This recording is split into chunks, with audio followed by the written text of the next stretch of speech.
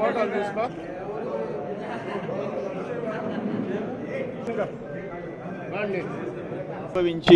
ఇప్పుడు 42 years అయింది NT Ramarao గారు నాయకత్వంలో. అదేదో ఊరికేదో పార్టీ పెట్టామని కాదు, ఆయన దేశానికే నేషనల్ ఫ్రంట్ చైర్మన్గా దేశంలో ఉండే అనేక పార్టీలు జాతీయ పార్టీలతో కూడా కలిసిన కూటమికి చైర్మన్గా ఉన్నాడు, ముఖ్యమంత్రిగా ఉన్నాడు. అదే పార్టీ ఈరోజు కూడా ఎన్డీఏలో, గతంలో చంద్రబాబు నాయుడు గారు ఎన్డీఏ చైర్మన్, ఈరోజు కూడా ఎన్డీఏ కూటమి మొత్తం పార్లమెంట్లో పోటీ చేసే స్థానాల్లో బీజేపీ తర్వాత 17 స్థానాలు పోటీ చేసే పార్టీ ఏదైనా ఉందంటే తెలుగుదేశం పార్టీ. సో అంత ఇప్పటికీ జాతీయ స్థాయిలో ఒక గుర్తింపు ఉండే పార్టీగా నిలబడిపోయిందంటే అది ఎన్టీ రామారావు గారి కృషి, ఎన్టీ రామారావు గారి ఆలోచనలు, ఆయన సిద్ధాంతాలు, జనం కోసం నంబర్ 1 హీరోగా ఉండి మంచి పొజిషన్లో ఉన్నప్పుడు 60 yearsకే ఇప్పుడు మీరు చూస్తున్నారు 65, 67, 70 ఏళ్ళకి కూడా హీరోలుగా కొనసాగుతున్నారు. ఆయన నంబర్ 1 హీరోగా ఉండి దాన్ని వదిలేసుకొని త్యాగం చేసి ప్రజల కోసం రోడ్డు మీదకి వచ్చాడు. ఒక చరిత్ర. ఈరోజు ఒక రేషన్ కార్డు ఉందంటే, ఒక పింఛన్ అనే దానికి మొదలు పెట్టారంటే, ఒక పక్క స్లాబ్ పోసే ఇళ్ళకి శ్రీకారం చుట్టాడంటే, ఒక ఫ్రీ పవర్ 18 గంటలకి హార్స్ పవర్కి సంవత్సరానికి 50 రూపాయలకి ఇచ్చాడంటే, వడ్డీ రేట్లు రైతులకి ఆ రోజు 7%కి వడ్డీకి ఇచ్చారు, 5.5% ఆయన వడ్డీ రాయితీ కట్టాడు. వీటన్నిటికీ శ్రీకారం ఈరోజు ఏమేమి ఉన్నాయో వాటన్నిటికీ శ్రీకారం చుట్టిన మొట్టమొదటి రాజకీయ అనుభవం లేని ఫస్ట్ ముఖ్యమంత్రిగా రికార్డు సృష్టించిన నాయకుడు ఎన్టీ రామారావు గారు. ఆయన పెట్టిన పార్టీలో ఆవిర్భవించి పార్టీ ఆవిర్భావం 42వ ఆవిర్భావం దినోత్సవం జరుపుకుంటున్నాం. ఆ పార్టీలోనే మేమందరం ఉండటం మాకు గర్వకారణం అని చెప్పేసి నేను తెలియజేస్తాను.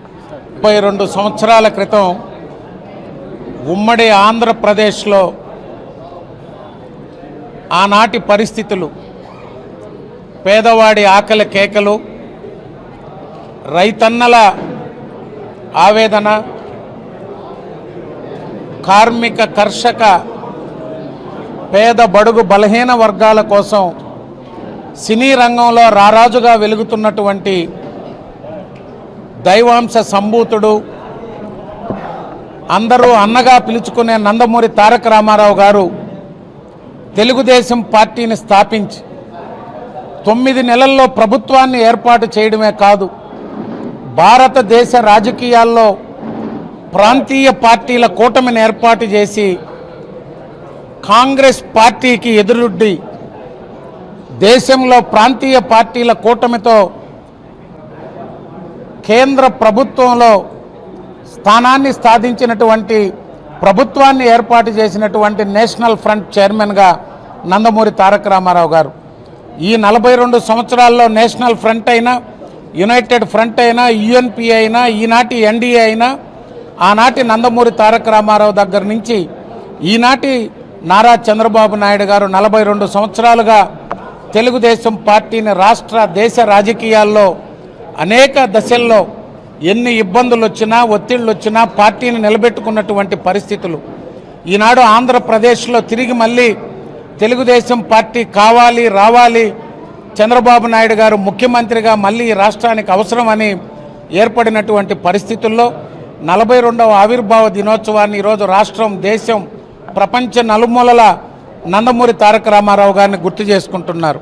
ఒక నిజాయితీ పరుడుగా, ఒక నిప్పు లాంటి మనిషిగా, దేశ రాజకీయాల్లో ఎటువంటి అవినీతి మరక లేకుండా కుటుంబం కానీ, తాను కానీ రాజకీయాల్లోనే ఒక మలుపు తిప్పినటువంటి గొప్ప మహానేత నందమూరి తారక రామారావు గారు. సామాన్యులకి ఈనాడు ఇక్కడ ఉన్నటువంటి పార్టీ ఆవిర్భావ సభ్యుడు, ఫ్యాన్స్ అధ్యక్షుడిగా, రాజకీయాల్లో నందమూరి తారక రామారావు అభిమానిగా రమేష్ రెడ్డి గారు లాంటి వాళ్ళు మున్సిపల్ చైర్మన్ అయినా, ఎమ్మెల్యే అయినా, మంత్రులైనా, వెంకటేశ్వర రెడ్డి కానీ, నేను కానీ అనేక మంది రాజకీయాల్లోకి వచ్చామంటే ఆయన యొక్క సినీ అభిమానులుగా, తర్వాత రాజకీయాల్లో తెలుగుదేశం పార్టీ సాధారణ కుటుంబాలను కూడా ఎమ్మెల్యేలు, ఎంపీలు, జడ్పీ చైర్మన్లు, మంత్రుల్ని అనేక స్థాయిల్లో ప్రోత్సహించినటువంటి తీరు, తెలుగుదేశం పార్టీ అంటేనే బీసీలు, తెలుగుదేశం పార్టీ అంటేనే సామాన్యుల పార్టీ అనేటువంటి ఆలోచనలతో పుట్టిన పార్టీ తెలుగుదేశం పార్టీ.